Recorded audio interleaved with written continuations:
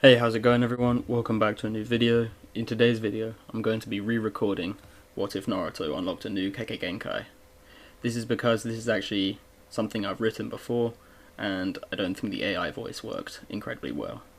So without further ado, let's get into it. A cheerful laugh escaped Naruto's lips, echoing through the air as he stood under the clear blue sky. The gentle breeze tousled his vibrant blonde hair, causing it to sway with his movements, whilst the warm sun cast a radiant glow upon his mesmerizing ocean blue eyes. By his side stood the remaining members of Team 7, each with their distinct demeanours. Naruto, in his usual upbeat manner, spoke up with a cheery voice. That was easy, wasn't it? A visible tick mark appeared on Sakura's forehead. She was unable to contain her annoyance. Yeah, right, Naruto. You only pass because your thick skull doesn't understand fear. She raised her hand and swiftly delivered a sharp smack to the back of Naruto's head. Resigning in defeat, Naruto rubbed the growing ache on the back of his skull. He couldn't help but wonder if he was getting hit more frequently than usual. While Sasuke listened to the banter of his teammates, he displayed minimal interest in their interactions. To him, Naruto and Sakura were nothing more than the useless burdens. As their leisurely walk continued through the streets of the Hidden Leaf village, Sasuke saw an opportunity to escape and started walking in a separate direction. Sakura, vigilant as ever, immediately noticed and followed him. However, Naruto was lost in his own thoughts and immersed in strategizing how he would surpass Sasuke in the next part of the Chunin exams. Naruto failed to notice their absence until it was too late. He looked around him and could not find them, and so a sense of defeat washed over him. At times like this, Naruto deeply wished he possessed the ability to sense people's chakra. After fruitlessly scanning the area, he eventually resigned himself to the fact that they were gone, and he decided to head home. Back in his cluttered and unkempt apartment, Naruto found himself seated on the floor, shirtless and deep in contemplation. His mind continued to dwell on Sasuke, whose presence and behaviour irked him to no end. Naruto couldn't deny that Sasuke was undeniably strong, even stronger than him. Iruka-sensei had even acknowledged his potent kick and punch. Perplexed by his inability to defeat Sasuke, Naruto began to question his motivations of wanting to surpass him. Did it really matter if he wanted to beat Sasuke? Did he really need to beat Sasuke? Or was it more about his own personal growth? Did he crave recognition as an individual or as a skilled shinobi? Although Sasuke's presence remained an annoyance, Naruto realized that defeating him had little significance. What truly mattered was his own desire to become stronger and gain acknowledgement.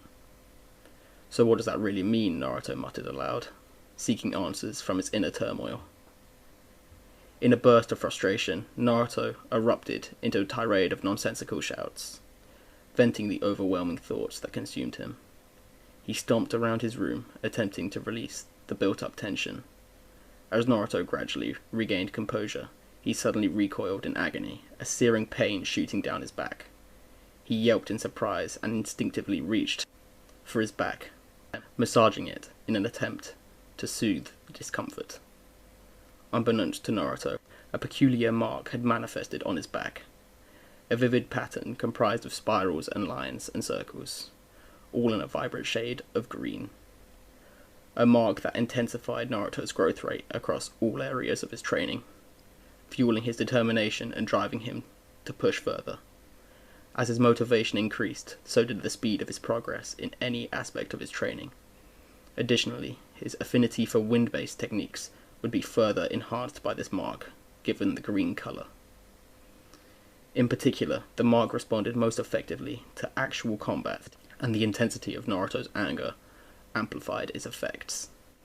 However, these enhancements would only manifest after a period of restful sleep. Naruto stood up defiantly, declaring to himself that he was going to train some more. His unwavering determination to become the best ninja, fueled by his disregard for rest and his unyielding commitment to training. Leaving his apartment, Naruto underwent a transformation of mindset, chanting confidently, I am the best. This self-assured mantra resonated within him as he made his way to the training grounds. Naruto devoted himself to several hours of training, his relentless spirit driving him forward. However, his solitary practice was interrupted by a familiar voice that called out to him. Breaking his focused concentration, Naruto turned around to a voice. Well, well, well, aren't you up late, Naruto? The voice belonged to an aged man, cloaked in white. He donned a hat with a touch of red, a revered figure known to all people of the Leaf Village, as well as an incredible individual. However, to Naruto, he was simply an old man. Hiruzen Sarutobi, the third Hokage. Hey Gramps, I'm training. I'm going to be the best ninja, you know. Watch this, Naruto exclaimed. Summoning a group of shadow clones, he engaged in combat with them, delivering wild and forceful swings. Though lacking in finesse, he had worse combat than even an academy student, but made up for it in brute force. The Hokage chuckled, observing Naruto's display. Why don't you learn some martial arts, Naruto? Being strong enough isn't enough. Being strong enough isn't enough if you can't land a hit on your opponent, Naruto grumbled, displaying his aversion to learning technique. The process of mastering new skills seemed too daunting to him. In his mind, if he was strong enough, everything else would fall into place. Naruto defiantly shouted, Boring. I'll just become strong enough to beat everyone. Hiruzen chuckled once again, aware of Naruto's stubbornness. Retrieving a seemingly ordinary scroll from his cloak, he casually mentioned, Well, I suppose I'll just leave this super secret scroll here, since it's so dull. The mention of a super secret scroll piqued Naruto's curiosity, although the thought of more tedious techniques annoyed him. Deciding to retort, Naruto replied, Fine, no one wants it anyways, and resumed his training, focusing solely on increasing his strength and executing beast-like punches and kicks. 10 minutes passed and the Hokage had departed, but Naruto could not help but glance at this scroll, his curiosity overpowering his initial reluctance. Shaking his head at his own indecisiveness, he told himself that he didn't need it. However, a nagging thought crossed him. What if the scroll contained a super cool secret technique, and if he completed the contents, it would be his? And finally, Naruto approached the scroll cautiously. Naruto's curiosity got the better of him. He gingerly opened it, and dedicated the following hour to practicing every technique described within. While he couldn't execute everything flawlessly, Naruto deemed his attempts sufficient, realizing that sleep was now overdue. He acknowledged the importance of rest, and resolved to return to his apartment. The next day swiftly arrived, and Naruto sprang out of bed, sensing a peculiar lightness to his movements. He briefly pondered the sensation before dismissing it, his mind consumed by the anticipation of devouring a steaming bowl of breakfast ramen.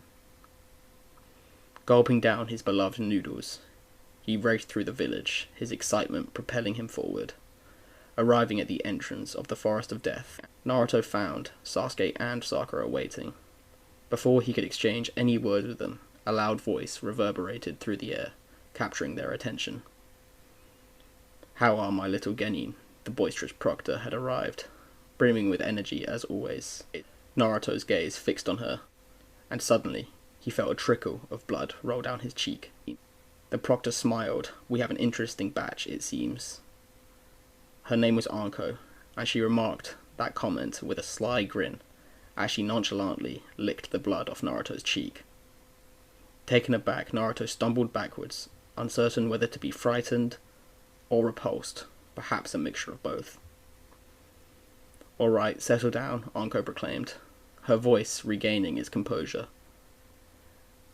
She proceeded to explain the details of the Chunin exam's second phase, the Forest of Death.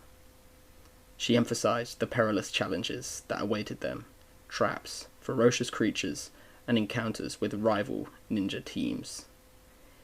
Each team was assigned either a Heaven or Earth scroll, and their objective was to obtain the missing scroll from another team.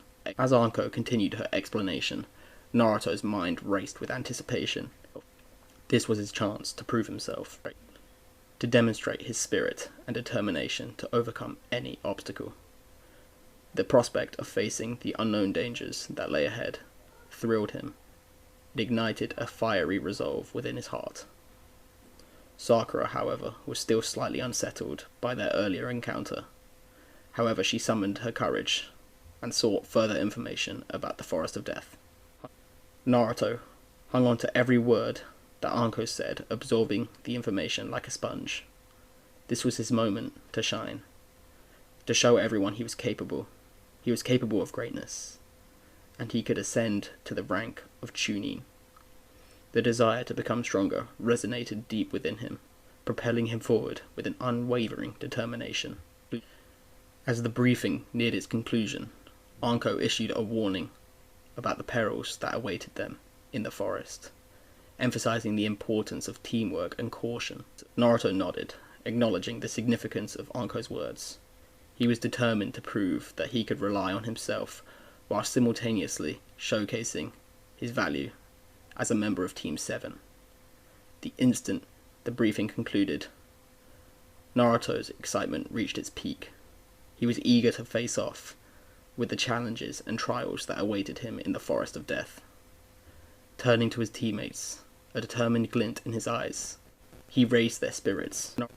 Naruto exclaimed, "Alright guys, we've got this. Let's show everyone what Team 7 is made of." Sakura couldn't help but feel a surge of admiration for Naruto's unyielding spirit. Despite his brash nature, he possessed an unshakable determination that was difficult to ignore. Sakura nodded, and a small smile formed on her face as she responded, "You're right, Naruto.